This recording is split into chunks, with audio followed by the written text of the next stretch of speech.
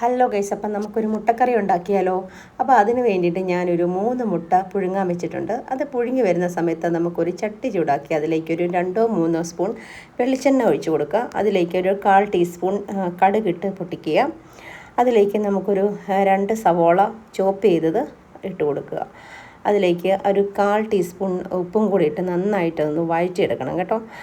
അതിനുശേഷം നമുക്കൊരു കുറച്ച് കറിവേപ്പില നമുക്ക് അതിൻ്റെ കൂടെ ഇട്ട് കൊടുക്കാം.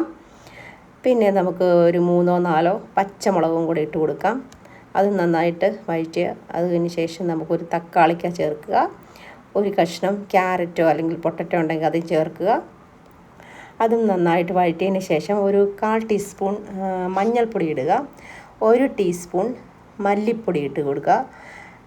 പിന്നെ ഒരു 1/4 teaspoon garam masala, 1 teaspoon meet മസാലയാണ് ഞാൻ ചേർത്തിരിക്കുന്നത് കേട്ടോ. അപ്പോൾ അതൊക്കെ കൂടി നന്നായിട്ടൊന്ന് അതിൻ്റെ പച്ചക്കുത്ത് മാറുന്ന വരെ ഒന്ന് വഴറ്റിയതിന് ശേഷം നമുക്ക് തേങ്ങയുടെ 2ാം പാലാണ് ഞാൻ ചേർത്തിരിക്കുന്നത്.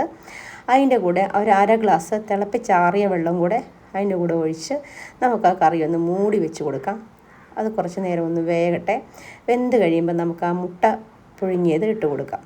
അതും കൂടെ ഇട്ടതിന് ശേഷം ചതച്ച് വെച്ചിരിക്കുന്ന പെരിഞ്ചീരകവും കുരുമുളകും കൂടെ നമുക്ക് അതിൻ്റെ കൂടെ ഇട്ട് നന്നായിട്ടൊന്ന് ഇളക്കി യോജിപ്പിക്കാം. പിന്നെ അതിന് വേണ്ടി നമുക്ക് തേങ്ങയുടെ 1ാം പാലാണ് എടുത്ത് വെച്ചിരിക്കുന്നത് ഒഴിക്കുന്നത് കേട്ടോ. 1ാം പാൽ ഒഴിച്ചതിന് ശേഷം കറി തിളയ്ക്കാൻ അനുവദിക്കരുത്. ചെറുതെ തിള പൊട്ടി വരുമ്പോൾ തന്നെ നമുക്ക് തീ ഓഫ് ചെയ്യണം. അതിനുശേഷം നമുക്കിത് ചപ്പാത്തിയുടെ കൂടെയോ ചോറിൻ്റെ കൂടെയോ ഒക്കെ ഉപയോഗിക്കാം. നല്ല ടേസ്റ്റാണ്. അപ്പോൾ എല്ലാവരും ഒന്ന് ഉണ്ടാക്കി നോക്കണം.